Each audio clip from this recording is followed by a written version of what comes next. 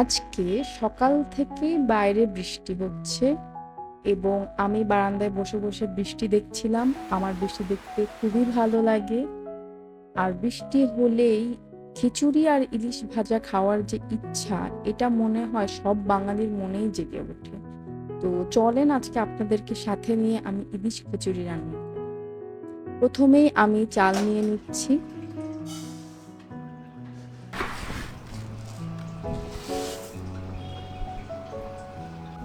তারপর আমি কিছুটা ডাল নিয়ে নিব। আর তারপর আমি কি করব আমি নিজেও জানি Oh না। no!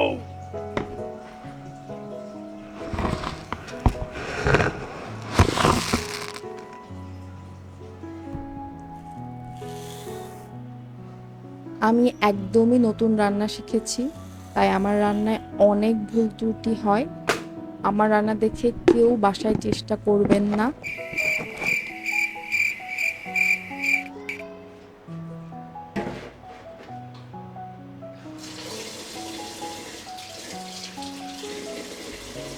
এখন আমি চাল আর ডাল খুব সুন্দর করে পরিষ্কার করে নেব।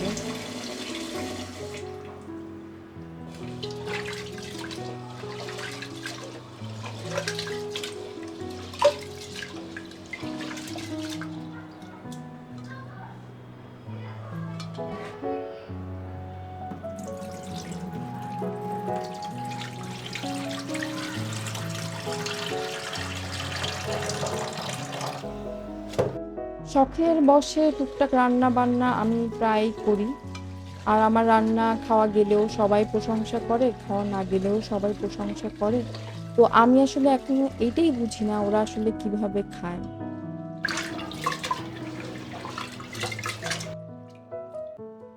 তো আমি প্রতিনিয়ত ভুলভাল রান্না করেই যাচ্ছি আর প্রতিনিয়ত কিছু না কিছু আসলে শিখছি।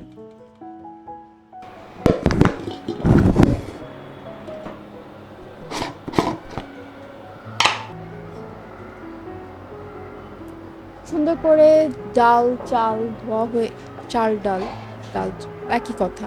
চাল আর ডাল ধোয়া হয়ে গেলে আমরা তাতে দিব 2 চামচ হলুদের গুঁড়া। কি ভুলভাল বলতেছি। আর এখন আমি দিয়ে দিচ্ছি 2 চামচ শুকনা মরিচের গুঁড়া।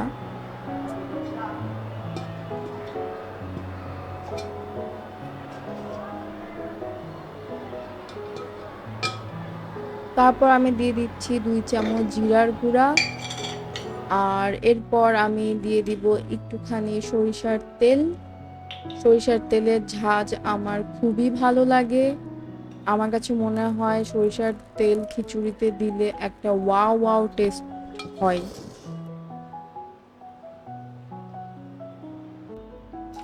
এখন আমি নিয়ে নিচ্ছি গরম মশলা।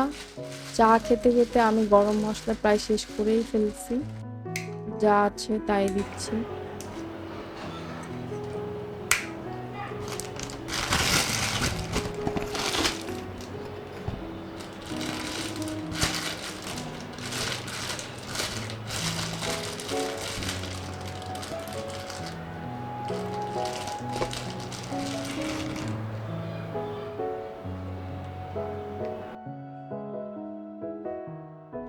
হঠাৎ খেয়াল হঠাৎ হঠাৎ হঠাৎ খেয়াল করলাম যে তেজপাতাই আসলে নেই। যাই হোক, এটা কোনো ব্যাপার না। এখন আমি গরম মশলা দিয়ে দিচ্ছি।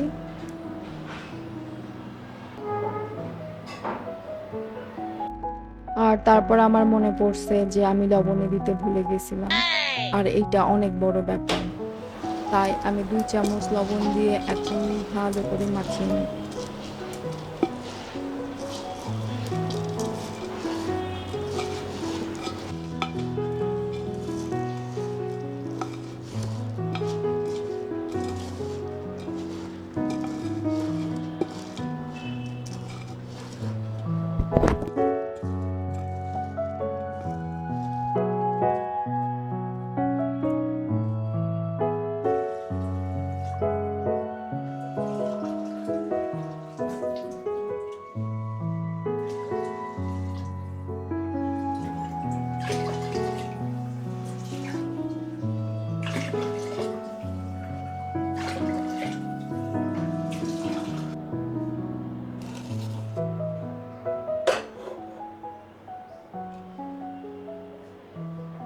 আর আমি নিজে কি ভুলভাল বলতেছি আমি নিজেও জানি না আসলে।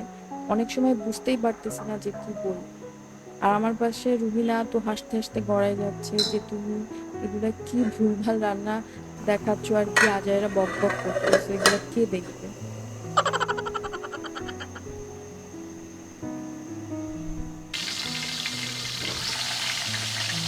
এই ফাঁকে আমি হলুদ আর লবণ দিয়ে মেখে রাখা ইলিশ মাছগুলো ভেজে নিব।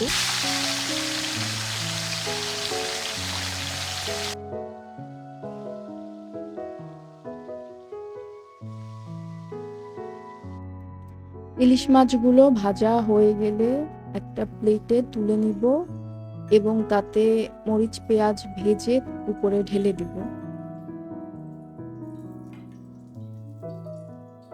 তো এখন আমি আবার ইউটিউবারদের মতো বলবো যে তৈরি হয়ে গেল মজাদার সুস্বাদু ইলিশ খিচুড়ি। সবাইকে ধন্যবাদ। Thanks for watching.